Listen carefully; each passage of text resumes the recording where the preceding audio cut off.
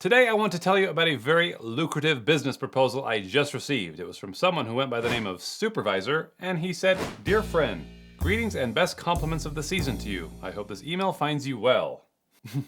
Following your connection on Google, I am interested in sharing a contract opportunity with you for partnership consideration towards earning a legitimate broker's fees or commissions.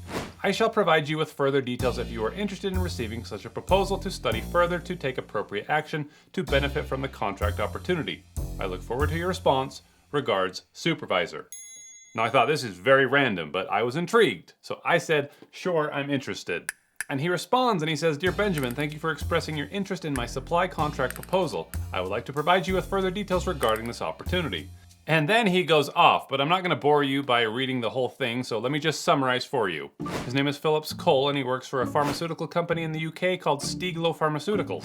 He has a supplier providing his company a rare herb called Lactozora, which apparently helps with human fertility. But he's looking for a new supplier to replace this current one because they're demanding exorbitant profits. And the way he knows how much this current supplier is marking this herb up is because of a discovery that was inadvertently included on an airway bill. Turns out the original producer of this Lactozora is a farmer in the United States who grows it and sells it to the supplier for $870 per sachet, and then the supplier turns around and sells it to the pharmaceutical company for $1,300. That's a heck of a markup. It's no wonder why Phillips is looking for a cheaper solution. And apparently, that solution involves me. He says, "Your new role as the new supplier will involve direct dealings with the farmer and ensuring that the products are packaged or labeled under your company's name." So in a nutshell, this Phillips is going to fire the old supplier and hire me. I will then buy the Lactozora from this farmer and then supply it to Stiglo Pharmaceuticals for $1,200 a sachet instead of $1,300, which will save Stiglo money and also make me money. But that's when I wondered why Phillips is even bothering with a middleman like me. I asked, "So you are based in the UK and there's a farmer here in the USA supplying these materials? And you need my company to buy the materials from them and ship them to you? Is the farmer not just able to do it? Don't get me wrong, I'd love to help. I just wonder why you need a middleman." And this is where things get very interesting. He says, "For me to benefit from this contract opportunity, I need to consult a foreign business-oriented person to take up this contract opportunity. As the inside partner who brought this opportunity to you, I propose a favorable ratio of 60% for you to manage the transaction and 40% for myself." So he's doing this not to benefit his company, he's doing this to benefit himself. All that money that he could be saving his company, he's taking for himself and splitting it with me, and he's keeping it a secret from his boss. This is what you call a conflict of interest. You can't just be a vendor for your own company, but he does the math for me and he says that if we buy 25,000 sachets from the farmer at $950 each, then sell to Stiglo Pharmaceutical for $1,200 each, we'll make a profit of over $6 million. Okay, I'm totally in. So Phillips sends me a document that he calls a Memorandum of Understanding. It outlines our agreement to split the profit 60-40, and I know it's real and binding because it's enforced by the courts of Scotland. I've never heard of Scotland before, but I sign it and I send it back. And Phillips writes me back and says, "Thanks for the trust that we have built in each other by signing the profit sharing agreement that states our collective interest and benefit from this transaction.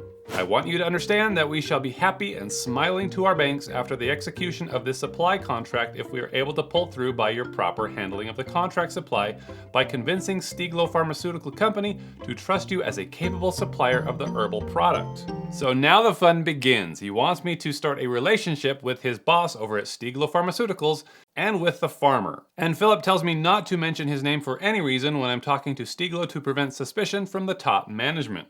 This Phillips guy has a lot of guts to go behind his employer like this. We'll see if it pays off. So he asks if I have a company to handle the contract. I say, yes, I do.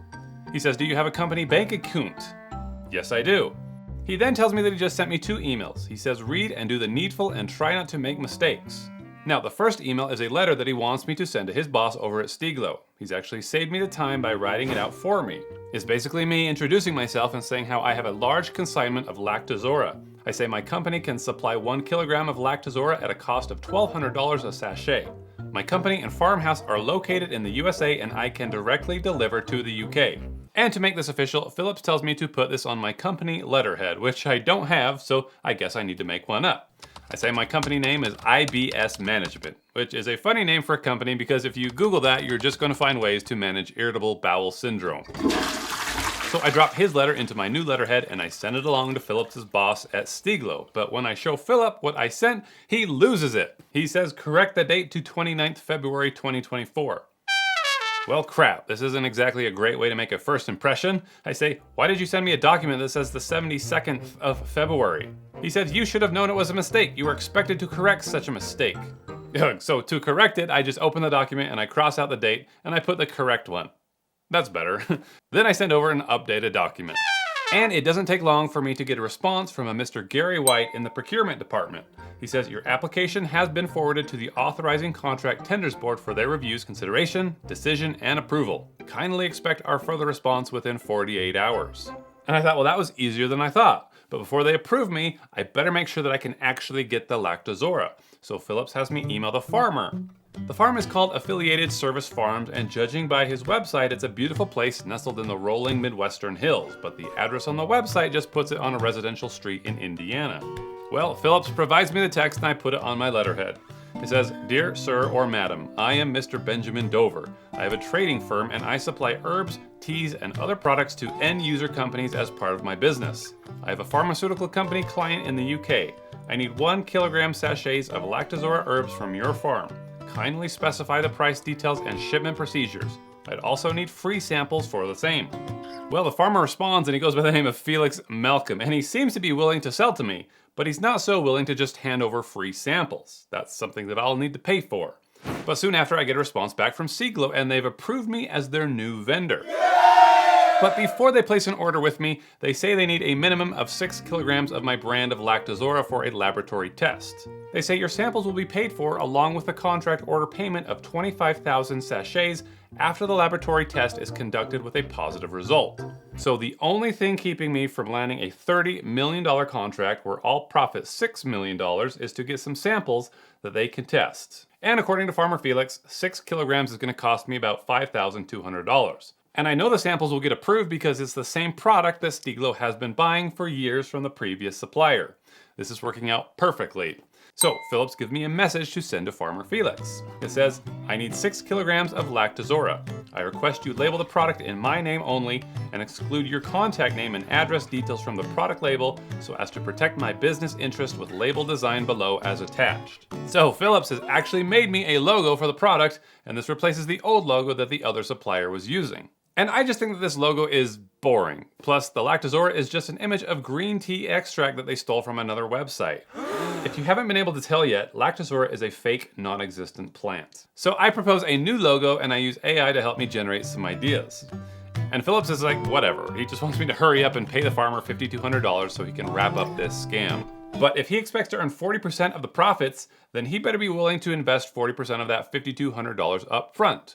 It's probably pissed him off because he'll end up making less, but he goes for it. I tell him he needs to pay me $2,360 and I'll pay $3,530. But there's no way that he's gonna send me money, so he says he'll just wire his money over to Farmer Felix. Which he does, and he sends me a bank receipt that looks totally fake, and I thought, hey, I can do that too, but better. So I generate a fake wire transfer receipt that says I've sent the money to Farmer Felix at Affiliate Farms. Apparently they've got some bank account set up in Georgia that I'm gonna end up reporting to law enforcement. Then I send it to Phillips via Google Drive, but I hide a tracking link in there and I grab his IP address when he opens it. And I'm sad to report that Phillips Cole is not in the UK. He's actually in... But Phillips has got to be jumping up and down thinking that $3,500 is on its way to him. He says, received, that was great. Give me a handshake. Our steps to greatness has begun. So then I call up Farmer Felix to see if he got the money. Hello? Service Farms. Am I speaking to Benjamin Dover? Yep, this is Benjamin Dover. Yeah, Mr. Benjamin, we have an email from you. Part payment slip of $3,530 for your order. Could you please balance payment slip so that we can process your sample delivery? Yes, I sent you the payment. I sent you 2 payments. One was $3,000 and the other one was $2,000 something. You have to open the document to see it. Please send through the email. We can work on your order, please. What? Thank you. What?